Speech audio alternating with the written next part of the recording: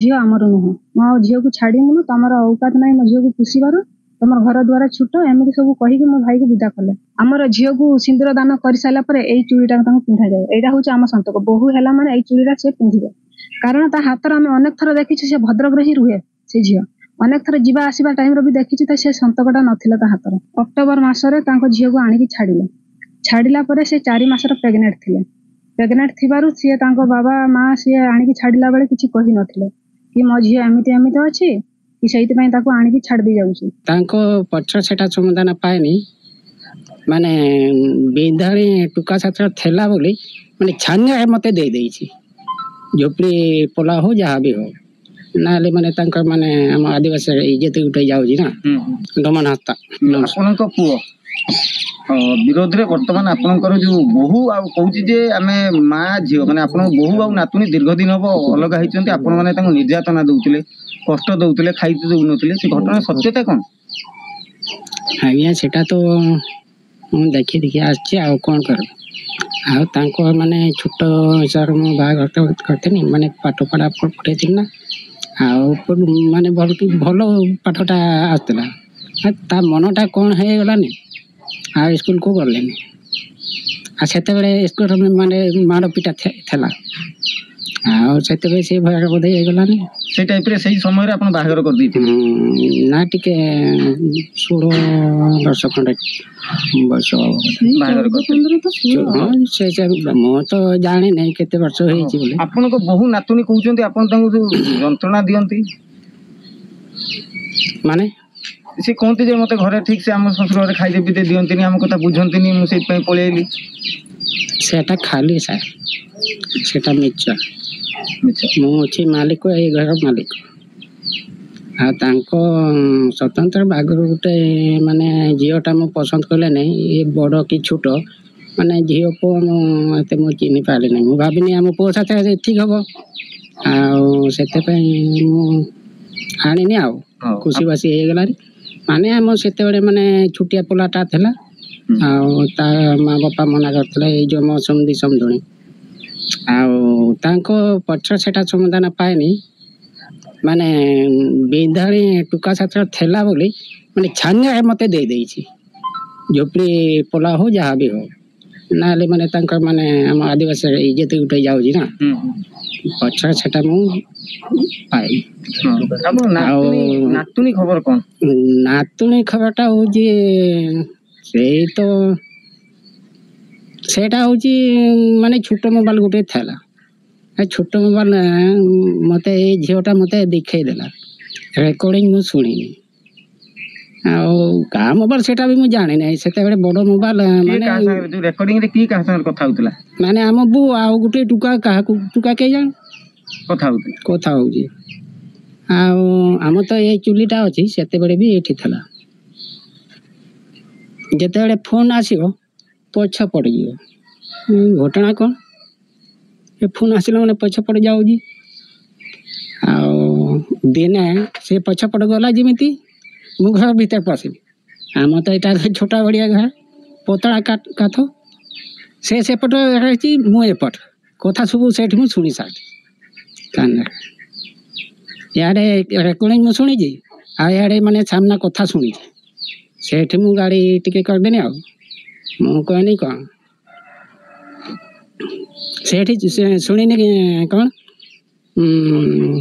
एटा recording है mobile आउ बेसी टाणुआ कथा कहबुनी टाणुआ कथा माने माने माने टुका टुकड़ी कथा हो हां ठीक अछि ना जो ताको जो जियो से कहउचन जे लबर जियो बोली लबर जियो केमिति जानि सेटा लबर ठीक जाने नाले हम ए पो भीतर से माने सब जाने मु बापा है कि सेटा केमिति जाने से यदि सेठी थाते थाते जदि सेठी जायथिबे सेटा केमिति जानि सेटा मु टोटल कथा म जानि नातुनी बोली तो ग्रहण करिवे नातुनी बोली तो मु जानि छी हम एठी हेछि माने तो हमरे सेटा मु भाबुची आ से आपन को घरे जन्म होइछि बोली आपन नातुनी भाबुछन से को मु भाबु काहर झियो जानते ना सेटा मो नातुनी बोली एबे भी मु भाबुची हां एबे कोन आपन जो बहु आ नातुनी से कहउचंती जे आपन जो ये करथले वर्तमान स्थिति रे कोन कहिबा को सेमान को चाहिबे आ ग्रहण करिवे सेमान जदी आसंती आपन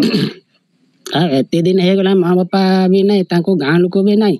ଆମ ସେଠି ତ ଜଣେଇ ଦେଇକି ଆସିନି, ତାଙ୍କ ଗାଁ ଲୋକ ସାଥିରେ ଏଠି ନିଆ ହବ କ'ଣ ଭୁଲ ହେଇଛି। ବହୁତ ଯୋଉ ଗଲା ଏଠି ଆମ ଗାଁ ଲୋକ ଅଛି, ମାଝି ଆରାମ ଜଗ ବୁଢ଼ା, ସେ ସବୁ ଆମ 5-6 ଜଣ ଅଛି। ଏଠି ଜଣେଇଲୁ ନାହିଁ ସେଇ କଥା, ଏଠି ସେଟା ଜଣେଇବା କଥା। ସେଠି ମା ବାପ ନାହାନ୍ତି, ଏଠି ସେ ମାନେ ଏଠି ମା ବାପ ହବ। ବିନ୍ଧାଣୀ ଘର ପୁଅ କିଏ? ବିନ୍ଧାଣୀ ଘର ପୁଅଟା ନାଁ ଜାଣିନାହିଁ, କେବଳ ଟୁକାଟା ମୁଁ ଦେଖିଛି, ଆଉ ନାଁଟା ଜାଣିନି। ତାର ଆପଣଙ୍କ ବୋଉର ତା ବିନ୍ଧାଣୀ ଘର ପୁଅ ସାଙ୍ଗେ ସମ୍ପର୍କ ଥିଲା? ହଁ, ସେ ସାଥିରେ କଥା ହଉଥିଲା। ଆଉ ଏଠି ପଚାରିଲା ବେଳକୁ ବୋଉ ସେଟା କିଏ ନା ସାନ ବାପା କାକା।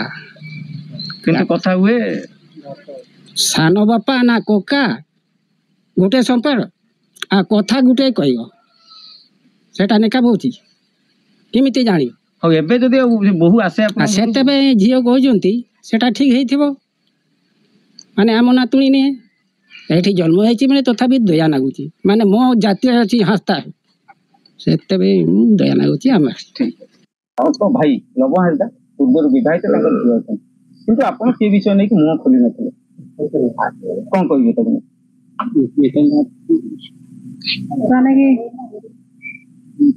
ହଁ, ସେ ବିବାହିତ ଏଇଟା ସତ, କିନ୍ତୁ ତାଙ୍କର ବାହାଘର ହେଇଥିଲା ସେଇଟା ସତ, କିନ୍ତୁ ସେଇ ଝିଅ କି ତାଙ୍କ ମା, ସେ ଆମର ଯିଏ ବୋହୁ ବୋଲି ଯିଏ କହୁଛନ୍ତି, ସେ ବୋହୁ ଆମର ସତ, କିନ୍ତୁ ସେ ଝିଅ ଆମର ନୁହଁ।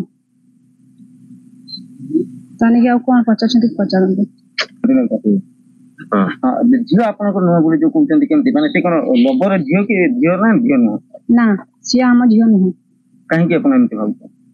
କାହିଁକି ନା ସିଏ ଆମର 2014 ମାର୍ଚ୍ଚ ମାସ ଲାଷ୍ଟର ବାହାଘର ହେଇଥିଲା, ସେ ଅଗଷ୍ଟ ମାସରେ ତାଙ୍କ ଘରକୁ ପଳେଇ ଯାଇଥିଲେ। ତା ଭିତରେ ବାବା ଆଉ ମୋ ଭାଇ ଯାଇକି ଖୋଜିବା ପାଇଁ ତାଙ୍କୁ ଫେରାଇବା ପାଇଁ ଯାଇଥିଲେ। ସେତେବେଳେ ତାଙ୍କ ବାବା ଆଉ ତାଙ୍କ ମା ଛାଡ଼ିଲେନି ତାଙ୍କ ଝିଅକୁ। ତା ଭିତରୁ ନ ଛାଡ଼ିବାରୁ ସେ ଭାଇ ବି ଆଉ ଥରେ ପୁଣି ଗଲେ। ପୁଣି ଥରେ ଗଲା ପରେ ବି ସିଏ କ'ଣ କରିଛନ୍ତି ନା ମୋ ଭାଇକୁ ବହୁତ ଗାଳି ଗୁଲଜ କରିଛନ୍ତି, ଆଉ ସିଏ ବହୁତ କଥା କହି ଗାଳି ଗୁଲଜ କରେ। ସିଏ ଛାଡ଼ିବେନି ବୋଲି କହିଲେ, ମୁଁ ଆଉ ଝିଅକୁ ଛାଡ଼ିବୁନୁ, ତମର ଔକାତ ନାହିଁ ମୋ ଝିଅକୁ ପୋଷିବାର, ତମର ଘର ଦ୍ୱାର ଛୋଟ, ଏମିତି ସବୁ କହିକି ମୋ ଭାଇକୁ ବିଦା କଲେ। ସେଠି ତାଙ୍କ ମାଝି ବାବାଙ୍କୁ ବି କହିକି ଆସିଲା, ଯିଏ ଆମର ମାଝି ବାବା ଗାଁର ମୁଖ୍ୟ, ସେ ତାଙ୍କୁ ବି କହିକି ଆସିଥିଲା କି ତମ ଝିଅକୁ ନେଇକି ଆମ ଘରେ ଛାଡ଼, ଆମର ଗୋଟେ କାରଣ ଅଛି, ଝିଅ ରାଗିକି ଗଲେ ତାଙ୍କ ବାପା ଘର ନ ଛାଡ଼ିଲେ ତାଙ୍କ ମୁଖ୍ୟକୁ କହିବାକୁ ପଡ଼ିବ। କିନ୍ତୁ ସେଠି ବି କହିକି ଆସିଥିଲା ମୋ ଭାଇ, ସେଠି ତାଙ୍କ ମାଝି ବାବା ବି ଶୁଣିକି ଚୁପ୍ ରହିଲେ, ତାକୁ ଆଣିକି ଛାଡ଼ିଲେ ନାହିଁ। 2015 ଅକ୍ଟୋବର ମାସରେ ତାଙ୍କ ଝିଅକୁ ଆଣିକି ଛାଡ଼ିଲେ। ଛାଡ଼ିଲା ପରେ ସେ 4 ମାସର ପ୍ରେଗନେଣ୍ଟ ଥିଲେ। ପ୍ରେଗନେଣ୍ଟ ଥିବାରୁ ସିଏ ତାଙ୍କ ବାବା ମା ସିଏ ଆଣିକି ଛାଡ଼ିଲା ବେଳେ କିଛି କହିନଥିଲେ କି ମୋ ଝିଅ ଏମିତି ଏମିତି ଅଛି କି ସେଇଥିପାଇଁ ତାକୁ ଆଣିକି ଛାଡ଼ି ଦେଇ ଯାଉଛି। ତା ଭିତରେ ଯୋଉଦିନ ଛାଡ଼ିତେ ଆସିଥିଲେ, ତା ଭିତରେ ମୋ ବାବା ବି ତାଙ୍କୁ କହିଥିଲେ ତମ ଝିଅକୁ ଛାଡ଼ିବନି ବୋଲି କହୁଥିଲ, କାରଣ କାହିଁକି ପୁଣି ଆଣିକି ଛାଡ଼ିଲେ? ସିଏ କହିଲେ, ତା ବାବା ମା ଉତ୍ତର ଦେଲେ କି ଏଇଆ କି ମୋ ଝିଅ ତମର ବୋଉ, ତମ ଘରେ ରହିବ, ଆମେ ତାକୁ କେତେ ଦିନ ରଖିବୁ, ରାଗ ଥିଲା, ଶାନ୍ତ ହେଇଗଲା, ତାକୁ ଆଣିକି ଛାଡ଼ି ଦେଇଗଲୁ। ସେମିତି କହିକି ସେଇଦିନ ହିଁ ତାଙ୍କ ବାବା ଆମ ଗାଁର କିଛି ଲୋକଙ୍କୁ ଡାକିଥିଲେ କି ତାଙ୍କୁ ଟିକେ ବୁଝାଅ, ସିଏ ତ ଝିଅକୁ ଏତେ ଦିନ ରଖିଲେ, ଆଉ ଏବେ କାହିଁକି ତାକୁ ଆଣିକି ଛାଡ଼ିଲେ। ସେ ଗାଁ ଲୋକ ସବୁ କହିଲେ ଏମିତି ଭୁଲ କରନି, ଆମର ତ ଗାଁର ମୁଖ୍ୟ ଅଛି, ଯଦି କିଛି ତମ ଘର ଲୋକ ଗାଳି ଗୁଲଜ କରୁଛନ୍ତି ଆମ ଆଗରେ କାନ୍ଦିବ, ଆମ ମୁଖ୍ୟକୁ କହିବ, ଗାଁର ମୁଖ୍ୟକୁ, କି ମତେ ଏମିତି ଟର୍ଚର କରୁଛନ୍ତି, ମତେ ଗାଳି ଦଉଛନ୍ତି, ଗାଁର ମୁଖ୍ୟକୁ କହିବ। ସେ ଗାଁର ମୁଖ୍ୟକୁ ନ କହିକି ତୁ କେମିତି ଚାଲିଗଲୁ? ସେଇଠୁ ତାକୁ ସେଇଭଳିଆ ସବୁ ବୁଝେଇଲା ପରେ ତାଙ୍କ ବାବା ମା ତା ପରଦିନ ସକାଳେ ଭୋର ପଳେଇଲେ, ନ ଖାଇ ନ ଦାନ୍ତ ଘଷିକି ପଳେଇଲା ପରେ 2 ଦିନ ପରେ ଜଣା ପଡ଼ିଲା କି ଝିଅଟା ପ୍ରେଗନେଣ୍ଟ ଅଛି ବୋଲି ତାଙ୍କ ବାବା ମାଙ୍କୁ ପୁଣି ଫୋନ କରାଗଲା, ତମ ଝିଅକୁ ଏମିତି କେମିତି ଛାଡ଼ି ଦେଇ ଗଲ? ତାପରେ ସେତେବେଳେ ମୋ ଭାଇ ବି ନଥିଲେ, ଯେତେବେଳେ ଛାଡ଼ିତେ ଆସିଥିଲେ। ସେମାନେ କେତେ ବର୍ଷ ହେଲା ବର୍ତ୍ତମାନ ଆପଣଙ୍କର ସେ ଭାଉଜ ସହିତ ସମ୍ପର୍କ ନାହିଁ? ପରିବାର ଆପଣଙ୍କ ସେଇଠୁ ସିଏ ସମ୍ପର୍କ ସେଇ ତାକୁ ଆଣିଲା ପରେ, ଅକ୍ଟୋବର ମାସରେ ଆଣିଲା ପରେ ତା ଛୁଆ ହେଲେ 2016ରେ ଛୁଆ ହେଲା, 2016 ଫେବୃଆରୀ ମାସରେ ଛୁଆ ହେଲା। ଛୁଆ ହେଲା ପରେ ସିଏ ଯୋଉ ଘରେ ଆସିକି ରହିଲେ କିଛି ମାସ, ମାନେ ସେଇ 2016 ପୁରା ରହିଲା ପରେ ଛୁଆ ଟିକେ କିଛି ବଡ଼ ହେଲା ପରେ ସିଏ ପଳେଇଗଲେ ତାଙ୍କ ଘରକୁ। ଆପଣଙ୍କର ଯୋଉ ଆପଣଙ୍କ ରୀତିନୀତି ଅନୁସାରେ, ଆପଣଙ୍କ ଧର୍ମ ଅନୁସାରେ, ଆପଣ ଯୋଉ ଅଛି ଯୋଉ କହୁଛନ୍ତି ଆପଣଙ୍କ କଲଚର ଆଦିବାସୀ ସମ୍ପ୍ରଦାୟରେ, ସେଇ ରୀତିନୀତି ଅନୁସାରେ ବାହାଘର ବିଚ୍ଛେଦ ହେଇଛି କି ତାଙ୍କର, ମାନେ ଡିଭୋର୍ସ ହେଇଛି, ଅଲଗା ହେଇଛନ୍ତି ରୀତିନୀତି? ସେମିତି କିଛି ହେଇନି, କିନ୍ତୁ ଝିଅର ସେଇ ଆମର ଯୋଉଟେ ଦେଖୁଥିବେ ମୋ ହାତରେ ଗୋଟେ ସନ୍ତକ ଅଛି, ଏଇଟା ଦେଖିପାରୁଥିବେ, ଏଇଟା ଆମର ଯେତେବେଳେ ବାହାଘର ହୁଏ ଆମର ଝିଅକୁ ସିନ୍ଦୁର ଦାନ କରିସାରିଲା ପରେ ଏଇ ଚୁଡ଼ିଟା ତାଙ୍କୁ ପିନ୍ଧାଯାଏ। ଏଇଟା ହଉଛି ଆମ ସନ୍ତକ। ବୋହୂ ହେଲା ମାନେ ଏଇ ଚୁଡ଼ିଟା ସେ ପିନ୍ଧିବେ। କାରଣ ତା ହାତର ଆମେ ଅନେକ ଥର ଦେଖିଛୁ ସେ ଭଦ୍ରକରେ ହିଁ ରୁହେ ସେ ଝିଅ ଅନେକ ଥର ଯିବା ଆସିବା ଟାଇମରେ ବି ଦେଖିଛୁ ତ ସେ ସନ୍ତକଟା ନଥିଲା ତା ହାତର। ବିବାହ ଭାଙ୍ଗିଲା କିଏ ଆପଣଙ୍କ ତରଫରୁ ନା ଝିଅ